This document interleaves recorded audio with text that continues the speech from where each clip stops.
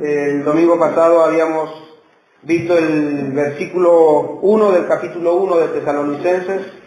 Para ponernos en contexto un poquito, recordemos que el apóstol Pablo había llegado a Tesalónica. Él había anunciado el evangelio de nuestro Señor Jesucristo, y dice la Biblia en Hechos que tanto varones y mujeres se habían sumado a él, habían creído en ese evangelio y que habían empezado a caminar con él.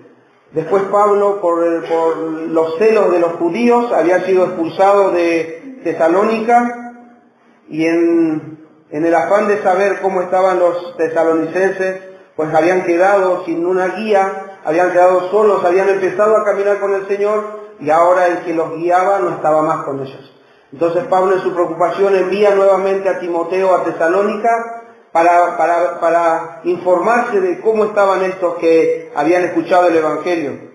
Y en su reencuentro con Timoteo, con Pablo, en la ciudad de Corinto, ahí es donde se encuentran. Timoteo le informa de cómo estaban estos hermanos tesalonicenses que habían sido de alguna manera arrancados de Pablo, y esas noticias que le llegan a Pablo de los tesalonicenses por medio de Timoteo hace que en Corinto escriba esta carta. En la ciudad de Corinto, Pablo escribe esta primera carta a los tesalonicenses, y el versículo 1 nosotros ya habíamos examinado la semana pasada. Hoy lo vamos a leer de nuevo, pero no vamos a centrarnos en ese versículo, sino vamos a continuar con los siguientes dos versículos. Así que bueno, dicho esto, vamos a pasar a leer la palabra de Dios. Dice así. Versículo 1, nuevamente: Pablo, Silvano y Timoteo, a la iglesia de los tesalonicenses, en Dios Padre y en el Señor Jesucristo, gracia y paz sea a vosotros, de Dios nuestro Padre y del Señor Jesucristo. Hasta ahí habíamos visto la semana pasada, y ahora prestemos atención a los siguientes dos versículos. Damos siempre gracias a Dios por todos vosotros, haciendo memoria de vosotros en nuestras oraciones, acordándonos sin cesar delante de Dios y Padre nuestro, de la obra de vuestra fe, del trabajo de vuestro amor y de vuestra constancia en la esperanza en nuestro Señor Jesucristo.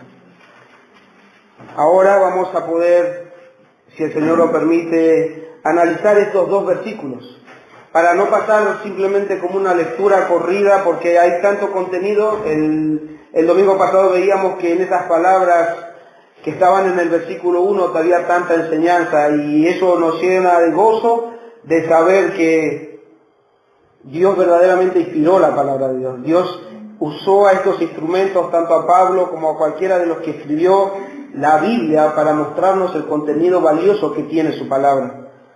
Por eso la palabra de Dios, la ley de Dios, es más dulce que la miel, porque nos deleita, nos hace ver realmente nuestra condición, nos hace ver cómo debemos caminar, nos hace ver la grandeza de nuestro Señor. Entonces vamos a ver un poco el versículo 2 ahora, ¿sí? Damos siempre gracias a Dios por todos vosotros. Este sermón o esta prédica de hoy tiene como título La fe verdadera, o la verdadera fe. Vamos a analizar estos versículos y vamos a ver por qué decimos esto. Versículo 2, la primera parte dice: damos siempre gracias a Dios por todos vosotros. En este segmento Pablo quiere comunicarles a sus lectores, a los tesalonicenses, la gratitud que tenía hacia Dios por los convertidos tesalonicenses, por esos que habían creído en el Señor Jesucristo. Acuérdense que esta carta está escrita por él. Él había visto a estos hermanos nacer de nuevo. Él había visto que estos hombres y mujeres, al haber escuchado la predicación que Pablo había hecho, él los había visto reaccionar en obediencia a ese llamado que él estaba haciendo. Él los había visto, como por así decirlo, salir del vientre de la madre. Los había visto nacer. Entonces los tenía muy presentes. Entonces el apóstol Pablo está tratando de alguna manera, por medio de la carta, por medio de palabras, darle la gratitud a Dios y también compartirle los sentimientos que tenía hacia ellos.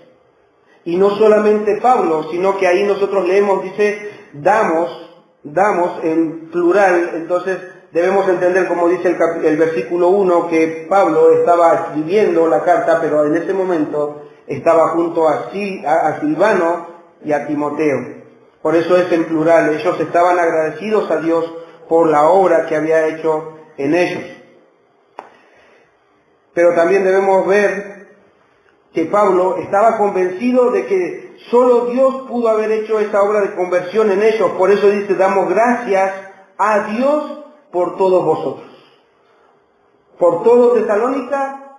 No, porque decía la iglesia de los tesalonicenses, aquellos que habían creído, aquellos que habían abrazado el Evangelio del Señor Jesucristo. Entonces él dice, damos gracias a Dios por todos vosotros. Él estaba convencido de que solo Dios podía haber hecho esa obra en ellos. Y que ahora ese mismo Dios los iba a guiar, iba a dar evidencias a todos de su verdadera conversión. Pablo estaba escuchando el informe de Timoteo y eso lo llevaba a él a dar gracias a Dios. Se maravillaba de que el informe de Timoteo de estos tesalonicenses era buenas noticias. ¡Wow! Cómo inclusive habiéndonos nosotros habían ido de ahí, pero aún ellos se mantenían firmes en la fe. Y eso le llevaba a Pablo a dar gracias al Señor. ¿Por qué gracias al Señor? Porque él sabía que ese crecimiento que estos hermanos estaban teniendo en la fe era la obra solamente del Señor. ¿Por qué decimos esto? Porque Pablo sabía que él solamente era un instrumento en las manos de Dios.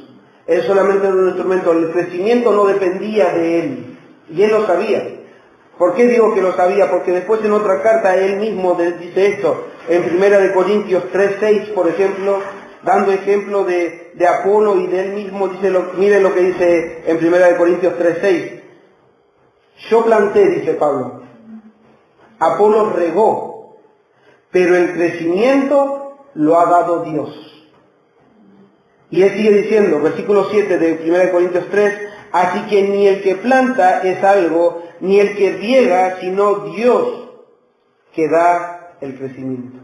Entonces él estaba convencido que él simplemente era un instrumento, pero sí se preocupaba por ellos. Era un instrumento de Dios, pero él sabía que ese crecimiento que ellos estaban teniendo era producto de nuestro Señor. Era la obra de nuestro Señor. Pero también, como dijimos, podemos ver la preocupación de Pablo por los tesalonicenses. ¿Por qué? Porque dice que él hacía memoria, en la segunda parte del versículo dice, haciendo memoria o haciendo mención de vosotros en nuestras oraciones. ¿Qué quiere decir esto? Que cada vez que Pablo oraba, se acordaba de los tesalonicenses. Y si se acordaba todas las veces que oraba es porque los tenía presentes todo el tiempo. Él tenía una preocupación por ellos, por estos cristianos que habían empezado a caminar. Por eso él dice, haciendo memoria, haciendo mención de vosotros en nuestras oraciones. Pero debemos notar algo, que esta preocupación que Pablo tenía por los hermanos tesalonicenses, y también a pesar de la distancia en la cual se encontraba él, no lo llevó a desesperarse, no lo llevó a desviarse emocionalmente, o por así decirlo, perder la cabeza. Él sí estaba preocupado, pero no lo llevó a una desesperación tal de desconfiar de Dios. Por eso es que Pablo, esa preocupación que él tenía por ellos, la lleva a la presencia de Cristo, a la oración. Pues Pablo sabía y conocía que Dios podía estar donde él no podía estar. Pablo sabía que no podía estar con los tesalonicenses, pero había alguien que sí podía estar ahí, y era Dios. Es por eso que esa preocupación de Pablo por los tesalonicenses se las daba al Señor. Oraba al Señor para mostrar su preocupación por ellos. Y no solamente pedía por los tesalonicenses, sino también tenía acción de gracias por ellos. Pablo en sus oraciones normalmente hacía sus peticiones y también acciones de gracia. Si quieren vamos a leer de nuevo. Dice el versículo 2, damos siempre gracias a Dios por todos vosotros, haciendo memoria de vosotros en nuestras oraciones. Damos siempre gracias a Dios. Él tenía acción de gracias para el Señor y también pedía por ellos, por estos tesalonicenses. Entonces, esa fórmula que Pablo tenía es la que él incluso enseñaba a los cristianos. Que cada vez que nosotros pidamos a Dios por nuestras necesidades o por nuestras preocupaciones, no debe ser en el sentido de perder la cabeza por esas preocupaciones, sino que más bien debemos dárselas a conocer al Señor, pero también debía haber acción de gracias, gratitud al Señor. ¿Y por qué digo que eso es lo que Pablo enseñaba y eso esperaba de los cristianos? Porque en Filipenses 4:6 dice así: por nada estéis afanosos. Y esta palabra afanosos puede traducirse también afligidos. Por nada estén afligidos, o inquietos, o preocupados. O sea, no pierdan la cabeza preocupándose por esas cosas. ¿Por qué? Entonces, ¿qué vamos a hacer si nos preocupa tal situación? O nos preocupa estos hermanos. Pero Pablo dice antes bien, en todo, mediante oración y súplica, con acción de gracias, sean dadas a conocer vuestras peticiones delante de Dios. Por nada, sin excepción alguna, por nada estéis afanosos, afligidos, inquietos, preocupados. Antes bien, en todo, mediante oración y súplica, pedidos, con acción de gracias, sean dadas a conocer vuestras peticiones delante de Dios. Hasta ahí el versículo 2. Vamos a ver ahora el versículo 3, pero antes voy a hacer una pregunta que alguien hizo una vez para podernos introducir en ese versículo 3. Hasta ahora hemos visto la salutación, la acción de gracias y el pedido por los tesalonicenses, pero ahora vamos a ver algo más. Pero voy a empezar con esta pregunta como introducción y un comentario también que nos va a ayudar a introducirnos en el versículo 3. Alguien preguntó de esta forma: conociendo la condición de los tesalonicenses, ¿quién podía ayudar a una comunidad de la época de la iglesia naciente? ¿Qué quiere decir esto? Que todavía no estaban establecidas las iglesias. Pablo estaba predicando por distintas ciudades y las iglesias se estaban estableciendo, se estaban naciendo iglesias. Recuerden que el domingo pasado hablamos que iglesias no son 4 paredes, sino las personas que creían en el Señor Jesucristo. Entonces, él dice, esta persona pregunta, ¿quién podía ayudar a una comunidad de la época en que la iglesia nacía, que era inestable, que estaba en peligro y en tribulación y sin pastor? ¿Quién podía ayudar a esta iglesia? ¿Quién podía hacer eso? Esta iglesia estaba naciendo, era inestable, estaba en peligro por la persecución que había hacia los cristianos. Tenían tribulaciones y no tenían un pastor, no tenían una guía. Ellos estaban empezando a caminar con Dios. Y después otro hermano responde, dice, del único de quien Pablo esperaba ayuda para que la comunidad permanezca firme en la fe es de Dios. Sigue diciendo, él esperaba que Dios llevara a la plenitud o a la madurez la obra que comenzó cuando lo llamó al estado de cristianos. Dios los llamó y Dios los iba a capacitar para poder seguir en la obra, para seguir caminando. Ellos no dependían ahora de un hombre, sino que dependían de que Dios siga obrando en sus vidas. Entonces este hermano dice, del único de quien Pablo esperaba ayuda era de Dios, que Él continuara su obra en ellos. Sigue diciendo este hermano, Pablo esperaba de Dios y de Cristo que haría que el amor fraterno crezca en el seno de la comunidad. Y también esperaba del Espíritu Santo, quien mantiene viva la esperanza en la comunidad y la obra de santificación. Él esperaba de que el Dios Trino actuara en ellos. Él ya no estaba ahí, él ya no los iba a poder ver, pero él esperaba que el Dios Trino obre en ellos. Que siga continuando, siga llenándolos de amor fraterno en esa comunidad. Y termina diciendo él, la gracia que Dios derrama en la comunidad puede resumirse en esto: fe, amor y esperanza. Esto es lo que puede mantener en vida a una comunidad pobre, en peligro y atribulada. Y esta era la condición de estos hermanos. Eran pobres porque recién empezaban. Estaban en peligro porque había tribulación, había persecución por hacerse cristianos, por seguir a Cristo. Pero la fe, la esperanza y el amor los podían mantener con vida. Estos dones dados por la gracia de Dios pueden mantener con vida, dice este hermano, a una comunidad, y lo estaba haciendo con ellos. Por eso Pablo continúa y dice, ahora sí vamos a entrar al versículo 3, y presten atención a las palabras que recién acabo de decir: la fe, amor y esperanza. Vamos al versículo 3. Acordándonos sin cesar delante del Dios y Padre nuestro de la obra de vuestra fe, ahí aparece fe, del trabajo de vuestro amor y de vuestra constancia en la esperanza en nuestro Señor Jesucristo. No sé si se dieron cuenta, pero las tres palabras aparecieron ahí: la fe, el amor y la esperanza. Estas tres cosas, esos tres dones no se pueden cambiar y no pueden existir una sin la otra. Esas tres van acompañadas todo el tiempo.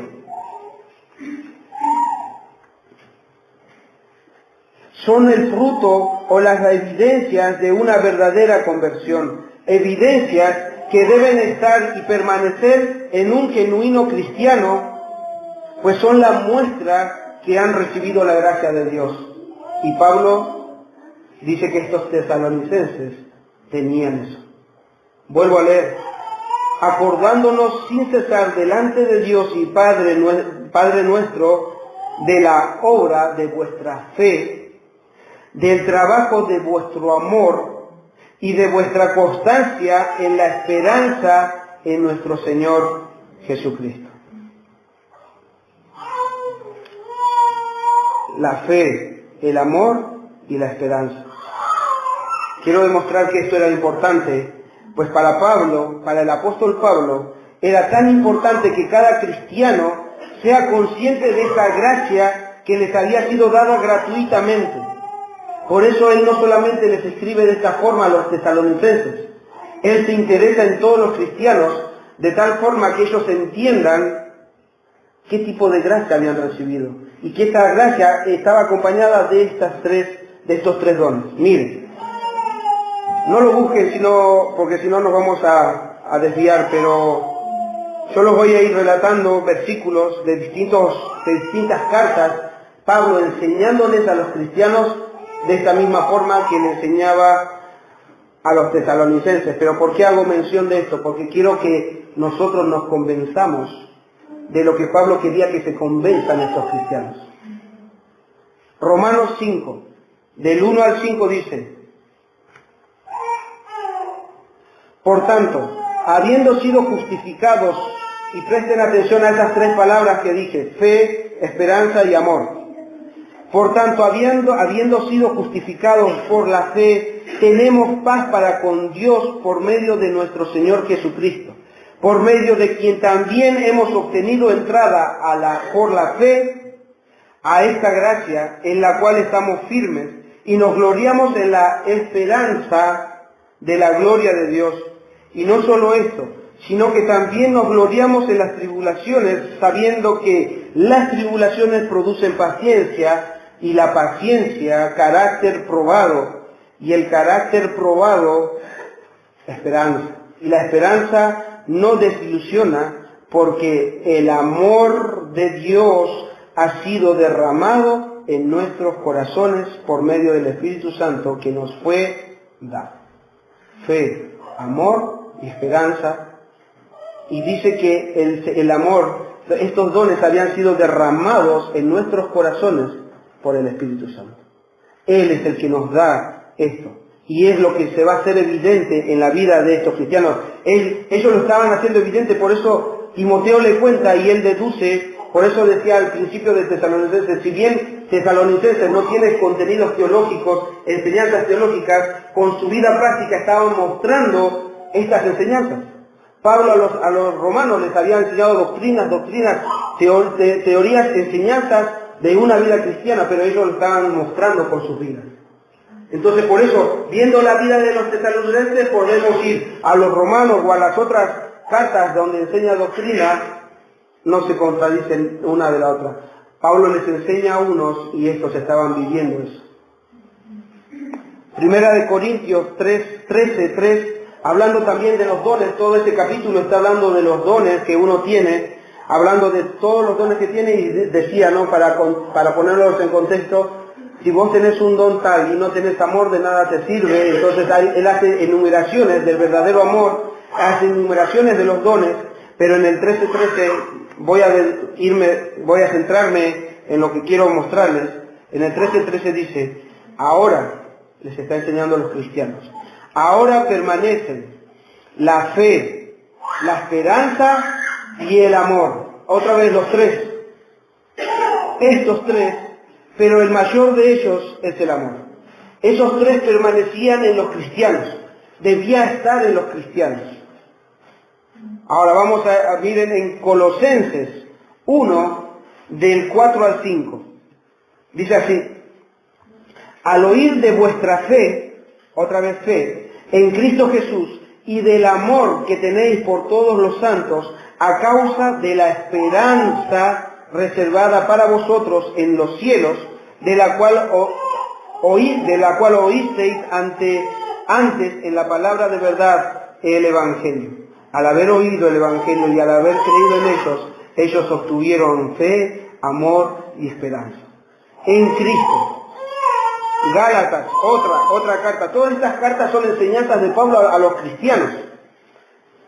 Gálatas 5, del 5 al 6 dice, pues nosotros, por medio del Espíritu, esperamos por la fe, la esperanza de justicia, porque en Cristo Jesús, ni la circuncisión ni la incircuncisión, ¿qué quiere decir esto? Ni los judíos, ni los gentiles, ni los que no son judíos, significa nada, dice, sino la fe que obra por amor. Como verán, él enseñó de esto. Y si para Pablo era importante, lo era también para estos hermanos tesalonicenses, y lo debe ser también para nosotros. ¿Por qué? Para gozarnos de lo que ellos se gozaban, para gozarnos y entender lo que Dios les había dado a estos tesalonicenses, y ellos eran una evidencia de todo cristiano. ¿Y por qué nosotros debemos interesarnos por esto? Para también gozarnos de la esperanza que Dios nos ha dado, que en esa gracia que hemos recibido por haber creído en el Evangelio, viene contenido esto: fe, amor y esperanza. Entonces, como es tan importante, vamos a estar examinando hoy y los próximos domingos estas cualidades o estos dones que Dios nos derrama por su gracia. Pablo agradecía por estas cualidades espirituales y fundamentales, de las cuales hoy analizaremos la primera. ¿Cuál es la primera? La fe. Vamos a analizar la fe. Por eso el título de esta prédica era la verdadera fe, o la fe verdadera. Entonces, fe, amor y esperanza. Hoy solamente me voy a centrar en la fe. La fe que obra, o la obra de vuestra fe, dice el versículo 3. La obra de vuestra fe. El hermano John MacArthur comenta con esto de la obra de vuestra fe, o la fe que obra. Él dice así: la verdadera fe salvadora en Jesucristo siempre dará como resultado la obra poderosa de Dios, de Dios, que cambia la disposición o la naturaleza de la persona. Esto es conocida como la poderosa obra de regeneración. la verdadera fe va a producir una transformación, una regeneración. Todos nosotros por naturaleza nacemos con una naturaleza caída, una naturaleza pecadora, pero por medio del Evangelio y por medio de esta fe verdadera, Dios va a transformar esta naturaleza. Y a eso se le llama como regeneración.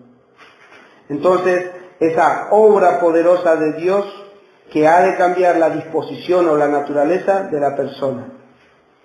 La palabra obra, ahí donde leímos la obra de vuestra fe, la palabra obra en el griego es ergon o ergo, que significa trabajar, laborar.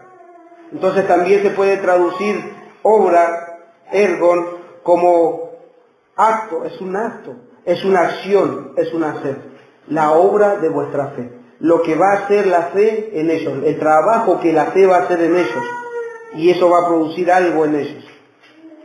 Entonces la fe que obra en la regeneración o en el volver a nacer, estas palabras están en la Biblia, lo que es necesario nacer de nuevo, volver a nacer, ser algo nuevo.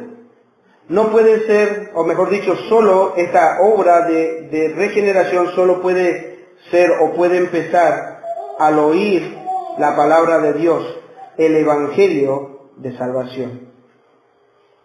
Y eso es lo que los tesalonicenses habían escuchado. Acuérdense cuando leíamos Hechos, Pablo llegó a Tesalónica y anunció el Evangelio del Señor Jesucristo, y eso produjo algo en ellos. Por eso en Romanos 10:17 dice así: así que la fe es por el oír, o viene por el oír, y el oír por la palabra de Dios. En la Biblia de las Américas dice por la palabra de Cristo. La fe viene por el oír, y el oír por la palabra de Dios. Estos tesalonicenses habían escuchado la palabra de Dios, el Evangelio de salvación, y eso había producido en ellos algo. Habían creído en el Señor Jesucristo. Al oír estos hermanos tesalonicenses, había hecho que pasaran de la muerte a la vida, y también pudieran ver en los demás el comienzo de una nueva obra por medio del sacrificio de Cristo. Ellos habían sido transformados y también veían en los demás la transformación que Dios estaba haciendo. ¡Wow! Este o esta persona antes eran así. Pero lo que ellos lo veían. Uno había sido transformado, pero también ellos eran partícipes de ver la obra de transformación que Dios estaba haciendo. Empezaban a ser nuevas criaturas por medio de haber oído este Evangelio. En 2 de Corintios 5:17 dice así: de modo que si alguno está en Cristo, si alguno se ha unido a Cristo, acuérdense que en Cristo es estar dentro de Él, en Él. Si alguno está en Cristo, nueva criatura es. Las cosas viejas pasaron, he aquí, todas son hechas nuevas. Estas personas eran unas nuevas criaturas y Pablo les está escribiendo a ellos. Pablo confiaba que la transformación que estaba ocurriendo en los tesalonicenses era el auténtico don divino de salvación y de santificación. Es que no solamente los había salvado, sino que los transformaba y los llevaba en la santificación, en apartarse, en cortarlos, en separarse de lo que antes vivían.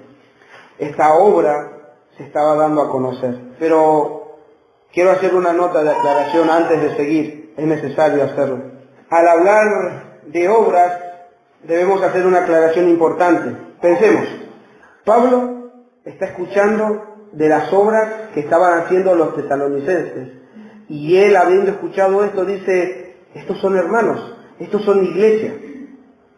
Pero, si bien Pablo afirma que los tesalonicenses eran cristianos al escuchar lo que estaban haciendo ellos, debemos tener claro que no es por esas obras que se hacen cristianos, sino porque él afirma que los verdaderos cristianos o la verdadera fe produce en la persona dichas obras. ¿Se entiende o está medio complicado? Igual vamos a seguir hablando, voy a seguir pasando. Pablo escucha de los tesalonicenses y él dice, son mis hermanos, son una iglesia, son cristianos, pero no por las obras, sino que él entiende esto, que esas obras solamente son producto de una verdadera conversión, de una verdadera fe.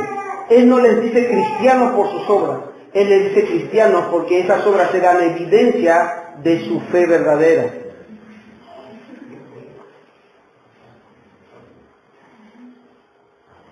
El apóstol, como decía al principio, fue guiado por el Espíritu para escribir estas cartas. Por eso en sus enseñanzas no hay contradicción.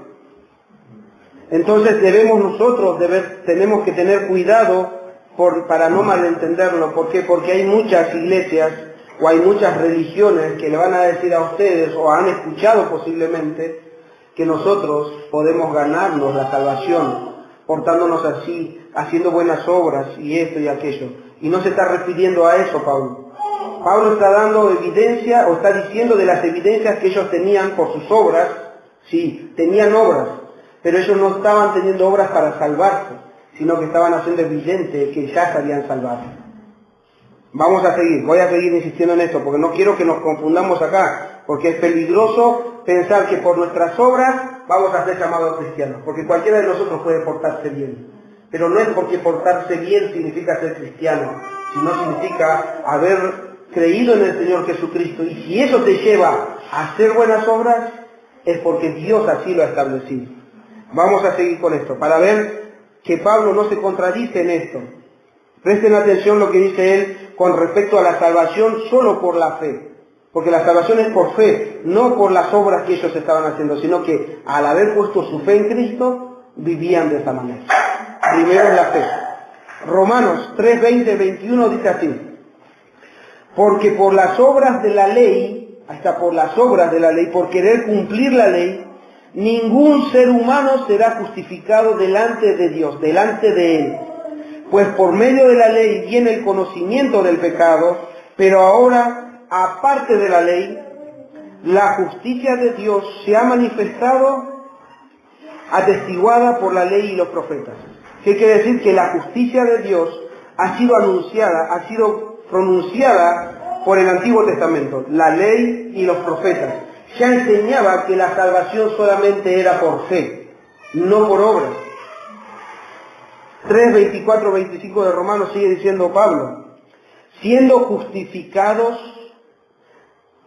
3, 24, 25, siendo justificados gratuitamente por su gracia, por medio de la redención en Cristo Jesús, a quien Dios exhibió públicamente como propiciación por su sangre a través de la fe, como demostración de su justicia, porque en su tolerancia Dios pasó por alto los pecados cometidos anteriormente. Es a través de la fe, por la sangre de Cristo, por la sangre o por la obra de Cristo que nosotros hoy podemos ser justificados y no por obras. 5.1 de Romanos.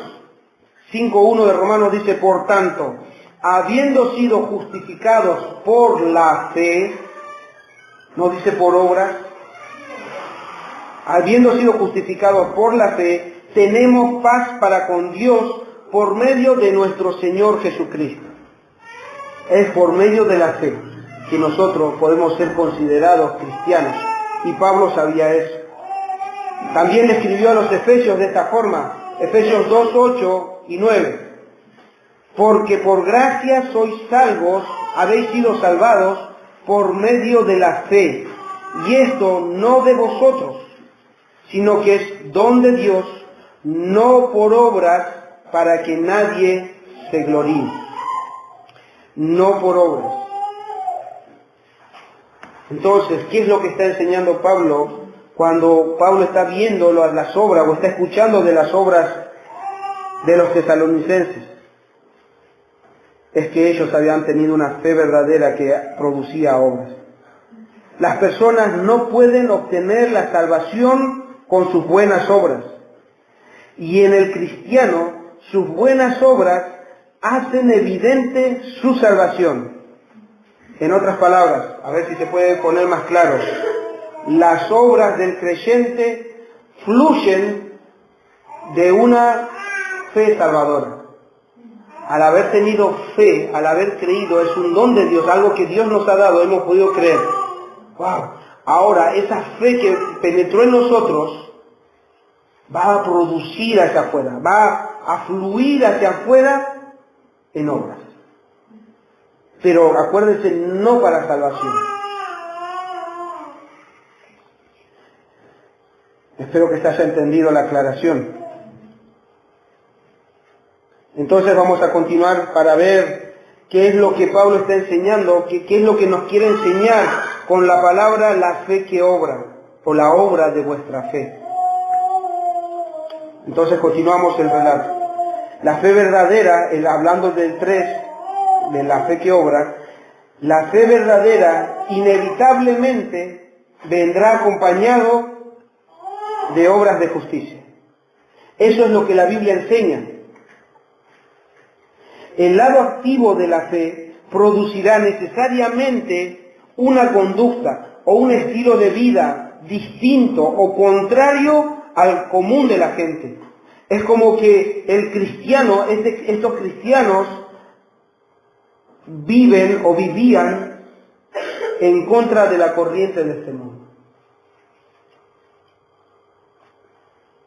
Y es lo que estaba sucediendo en los tesalonicenses. ¿Por qué llamaban la atención los tesalonicenses? Porque sus conversaciones eran distintas.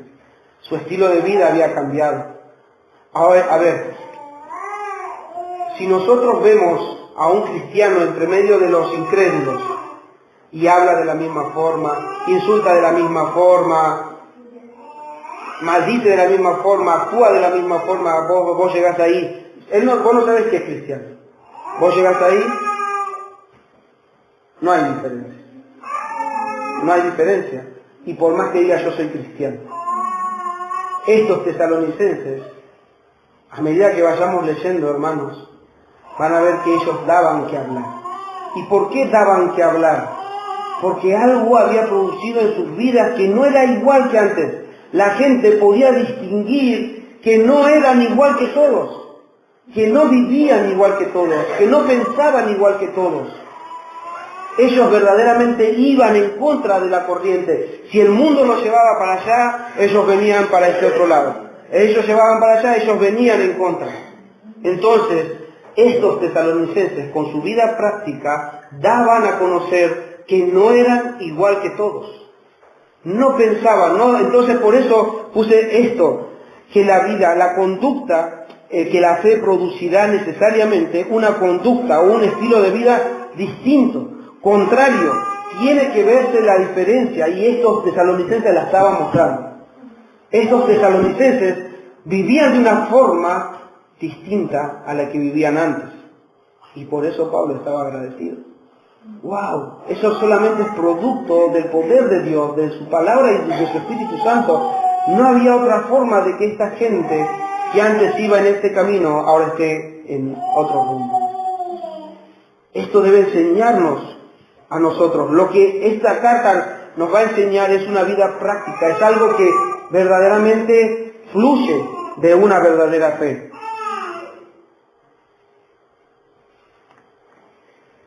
Entonces, estos tesalonicenses, por medio de haber creído, por haber tenido esa fe verdadera, esa fe que transforma, los llevaba a hacer las obras que hacían. Y Pablo sabía de eso. Por eso, miren el versículo que habíamos leído anteriormente, de Efesios 2, 8 y 9. Voy a agregar un versículo más para entender lo que Pablo está tratando de enseñar. En Efesios 2, del 8 al 9, dice lo que ya leímos. Porque por gracia sois salvos, habéis sido salvados por medio de la fe. Y esto no de vosotros, no viene de nosotros, no venía de ellos, sino que era don de Dios, es don de Dios, es un regalo de Dios, es algo que nos dio Dios. No por obras, para que nadie se gloríe. Escuchen ahora cómo se contrapone esto. No por obras, pero ahora escuchen lo que dice el versículo 10. Porque somos hechura suya. Sí fuimos hechos, fuimos nacidos de nuevo. creados en Cristo Jesús. ¿Para qué? Para hacer buenas obras. Somos salvados por fe, por gracia, no por obras. ¿Pero para qué fuimos salvados? Para hacer buenas obras, las cuales Dios, es Dios, dice, las cuales Dios preparó de antemano para que anduviéramos en ellas. No por obras, pero fuiste salvado para hacer obras. Tus propias obras, no. Las obras que ya Dios preparó de antemano. El apóstol Santiago también hace referencia a esto. Él también enseña, él también enseña que la verdadera fe, que todo cristiano dice ser, dice, yo soy cristiano, yo tengo fe en Cristo. Él dice que debía mostrarlo con sus obras. De lo contrario, su fe no es genuina y su fe está muerta. Santiago 2, 14, dice así: hermanos míos, ¿qué aprovechará si alguno dice que tiene fe? ¿De qué sirve? En otras palabras, ¿de qué sirve si alguno dice que tiene fe y no tiene obras? ¿Podrá la fe salvarle? Del 18 al 22 sigue diciendo él: pero alguno dirá, tú tienes fe y yo tengo obras. Muéstrame tu fe sin tus obras y yo te mostraré mi fe por mis obras. Tú crees que Dios es uno, bien haces. También los demonios creen y tiemblan. ¿Mas quieres saber, hombre vano, que la fe sin obras es muerta? ¿No fue justificado por las obras Abraham, nuestro padre, cuando ofreció a su hijo Isaac sobre el altar? ¿No ves que la fe actuó juntamente con sus obras y que la fe se perfeccionó por sus obras? ¿Por qué Abraham hizo lo que hizo? Porque le creyó a Dios. No es que él hizo y después dijo, bueno, ahora que hice me merezco la... No, él le creyó a Dios. Él cuando le dijo, ve, sal de tu parentela, él le creyó y salió. Cuando le dijo, ve y sacrifica a tu hijo, él le creyó y él fue a hacerlo. Entonces, el haberle creído, el haber puesto su fe en Dios, se fue madurando, se fue manifestando de tal forma con sus obras, se fue perfeccionando con sus obras. Él le creyó, por eso obró. Eso es lo que Pablo está tratando de enseñar. Y termina en el 2.26 dice, porque como el cuerpo, presten atención, porque como el cuerpo sin el espíritu está muerto, yo tengo un cuerpo, dentro mío hay un espíritu, y si ese espíritu no está, o en cualquiera de ustedes, si el espíritu no está, muere. Leíamos recién, cuando Marco leía, cuando Jesús estaba en la cruz, dice, en tus manos encomiendo mi espíritu, y expiró. O sea que murió. Entonces el apóstol dice esto, porque como el cuerpo sin espíritu está muerto, así también la fe sin obras está muerta. ¿Eso qué quiere decir? Que de alguna manera nosotros, los cristianos, los que hemos nacido de nuevo, de alguna manera el Señor va a hacer que nosotros demos fruto, que nosotros demos evidencia de nuestra transformación. Inclusive, esto les está escribiendo a los tesalonicenses, ¿para qué? Para que examinen sus vidas. Que si no está viendo esos frutos, posiblemente, o esas obras que Dios ya había preparado de antemano para todo aquel que creía en Él, sea hora de que se unan a Cristo. Otra vez un comentario del hermano MacArthur, como para ir terminando ya. ¿Cómo va a ser esa fe verdadera, esa fe que obra en los cristianos? No quiere decir que nosotros, teniendo la fe en Cristo, no vamos a pecar nunca más. Pero miren la transformación que hay, y este hermano lo aclara bien. La obra de la fe.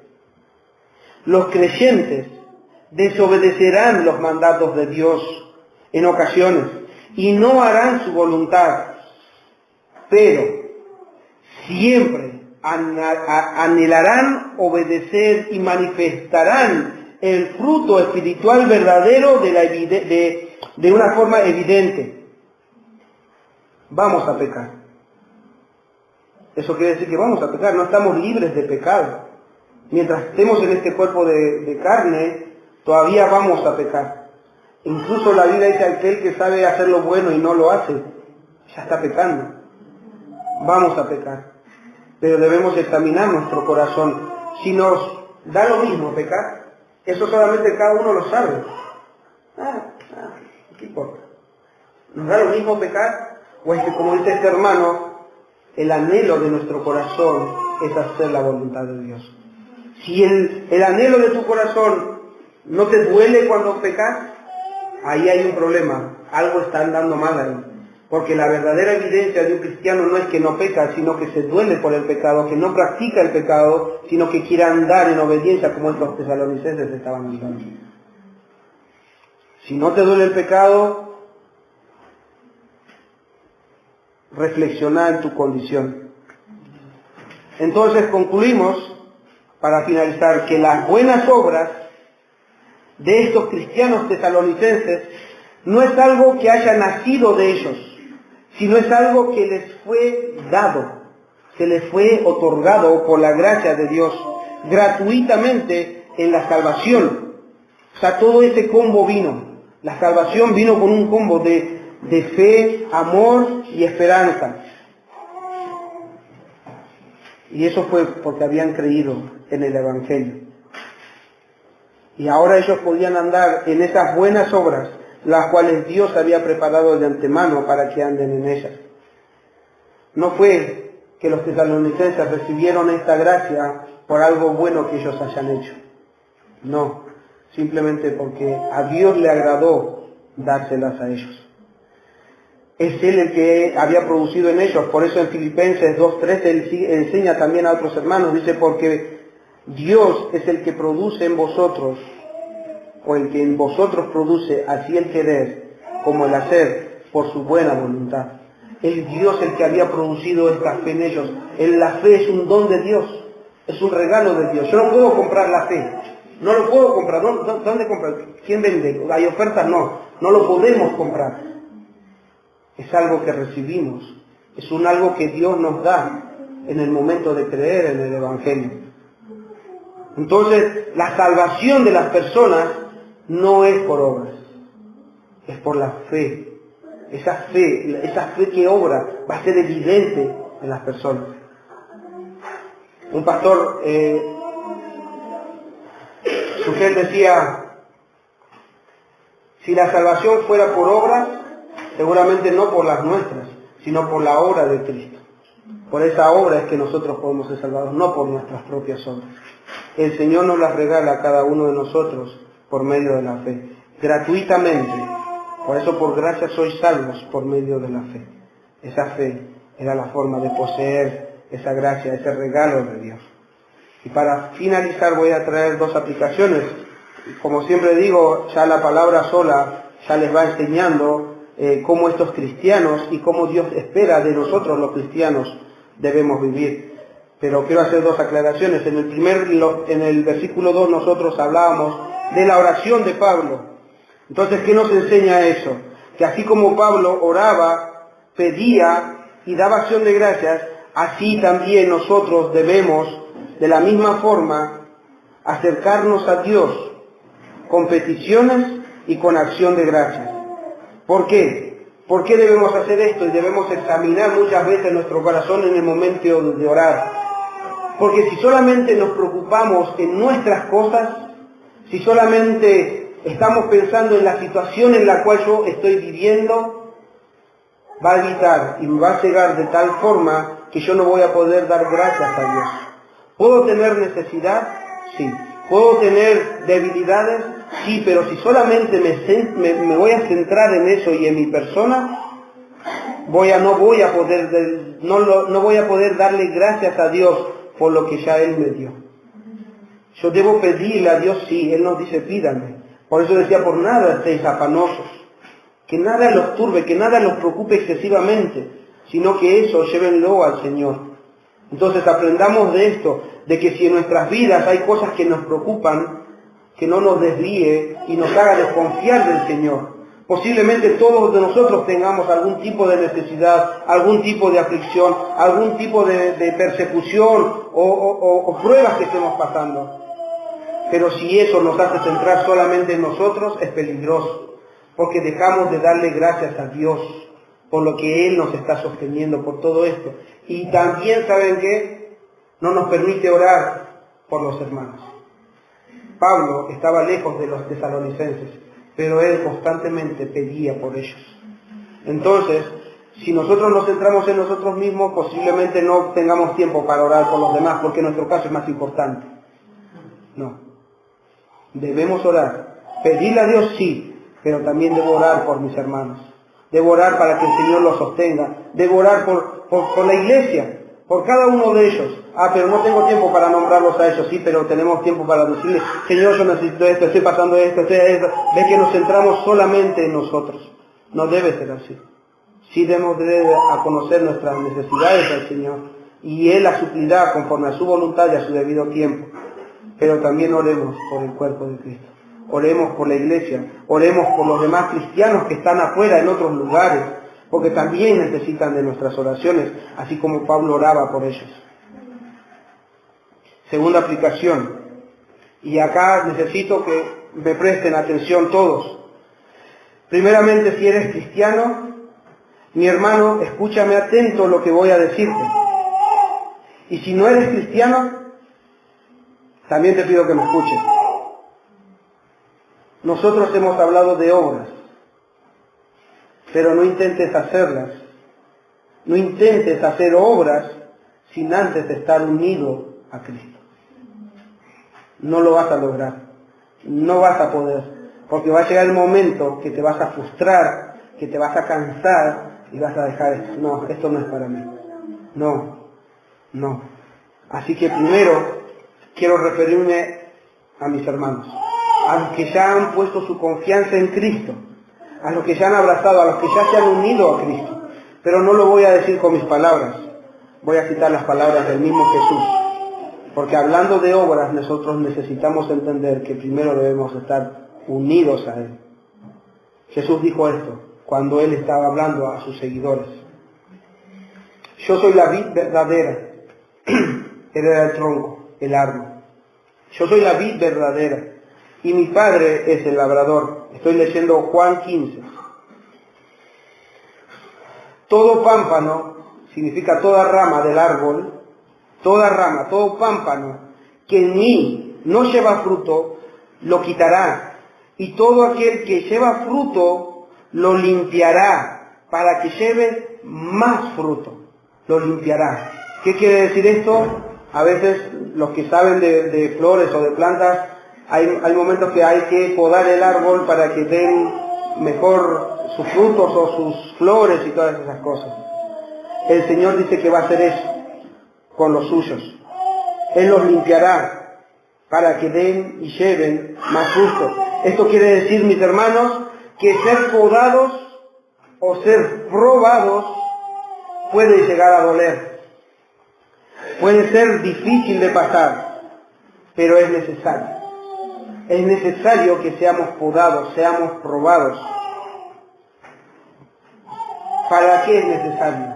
Para que el Señor produzca en nosotros más frutos, más frutos. Nuestro carácter va a ser forjado y formado por medio de las tribulaciones, por medio de las angustias. Así Cristo ha hecho. Entonces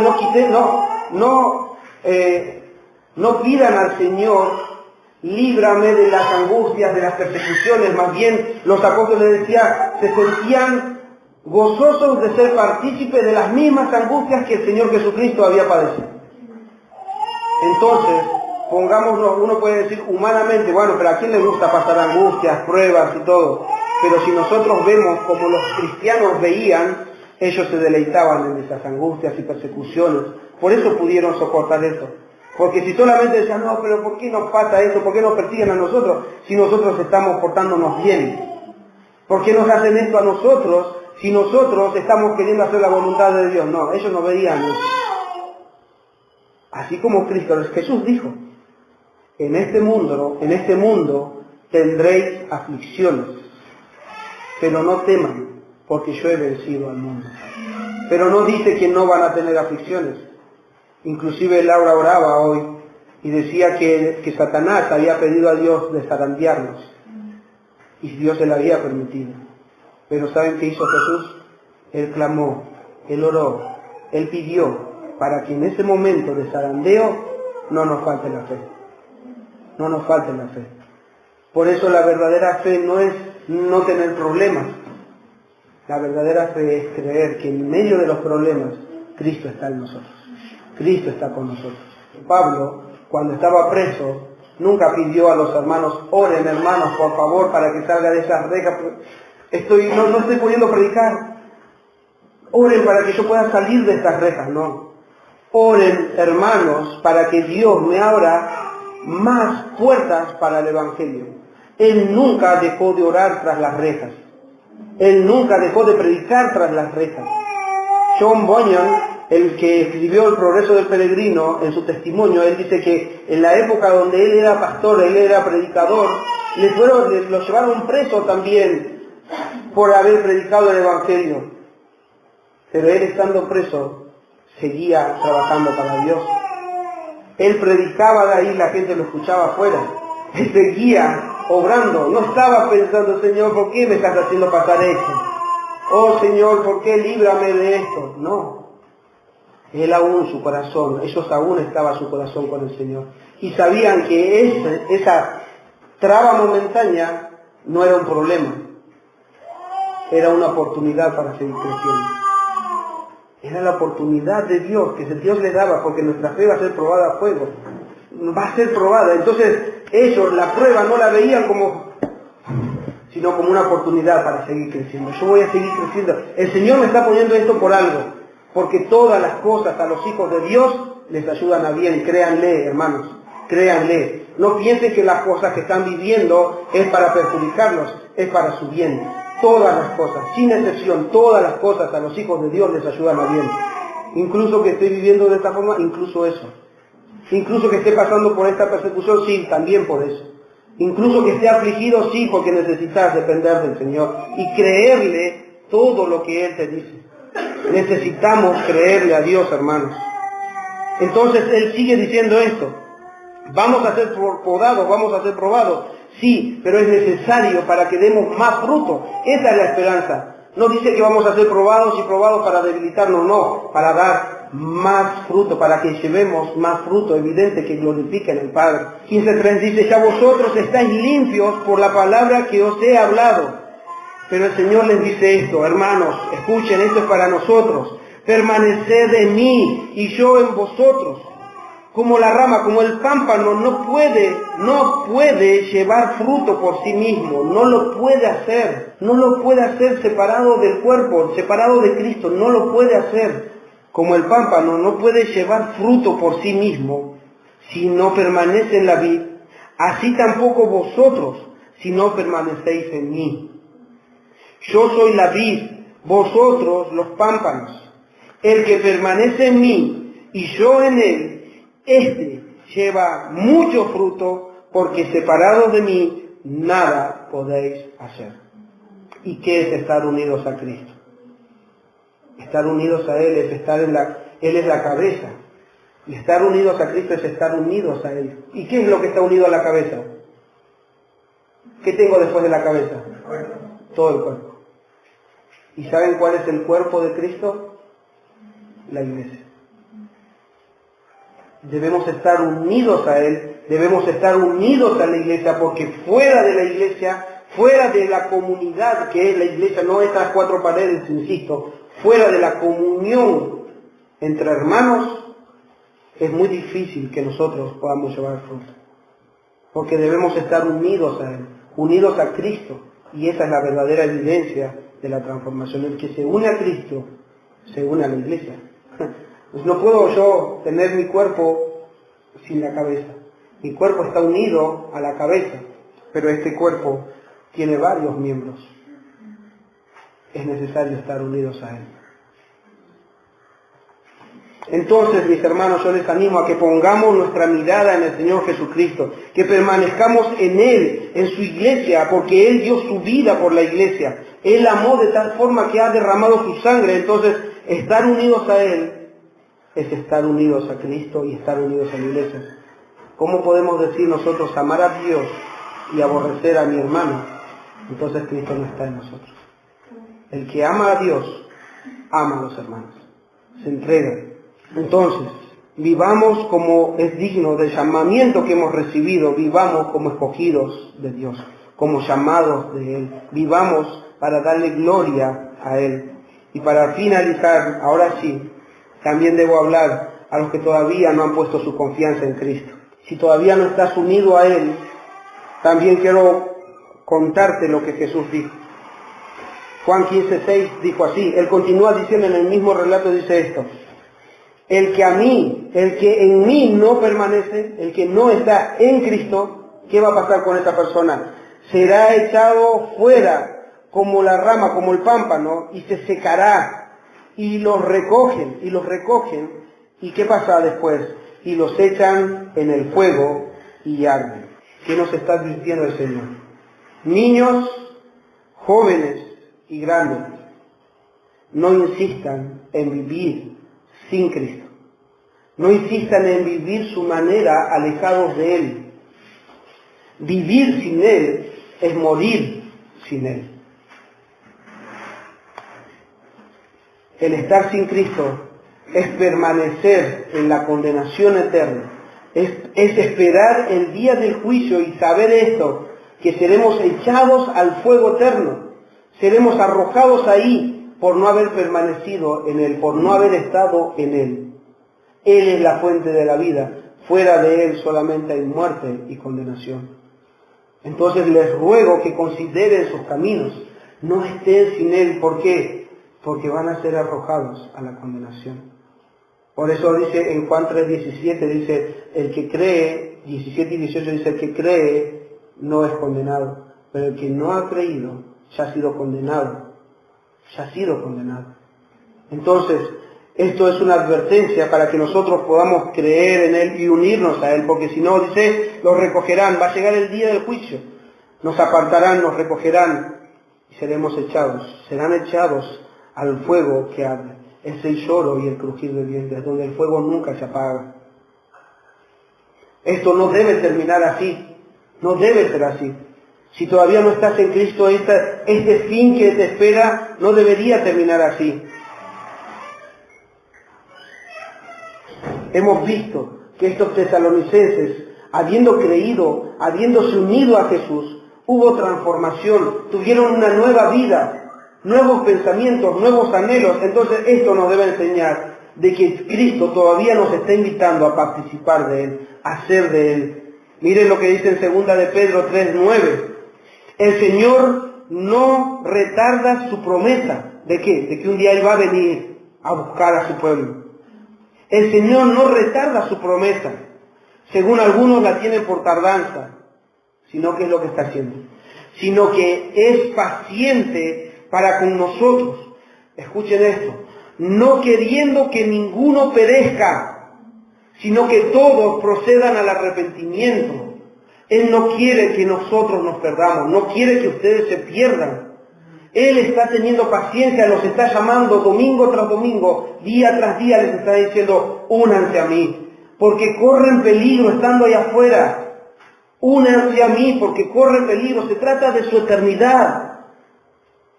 Se trata de la eternidad en la cual van a pasar.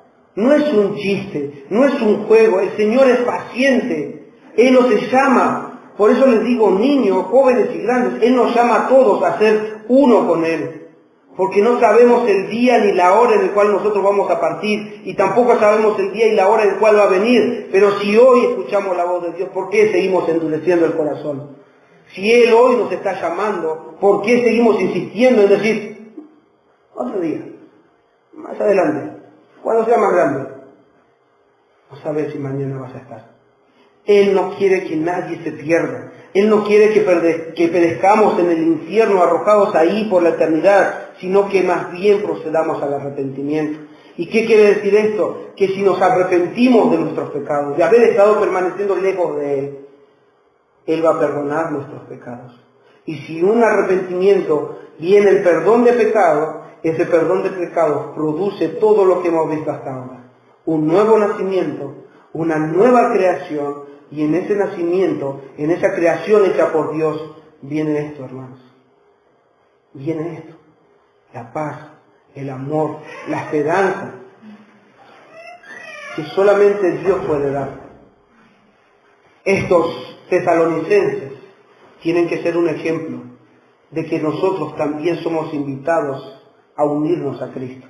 Él los está invitando. Él no quiere que se pierdan, dice ahí, sino que Él está siendo paciente para que vengamos al arrepentimiento. Pero les digo algo, como les dije, no es para que vayan asustados, sino para que tomen en cuenta esto. Si no sabemos cuándo vamos a partir. ¿Alguien me puede decir de acá quién sabe cuándo va a partir de este lugar? Nadie. ¿Puede ser mañana? Sí. ¿Por qué no? ¿Puede ser que yo mañana muera o más tarde muera? Sí. ¿Por qué no? Pero yo ya el Señor me ha llevado a ponerme a cuentas. He puesto mi esperanza en Cristo. Él me ha rescatado. Pero ¿qué de aquellos que todavía no? ¿Cuál va a ser su eternidad? ¿A dónde van a pasar la eternidad? Si Cristo nos llama a estar con Él por la eternidad. Los que están en Cristo nueva criatura son. Él puede darles una nueva vida.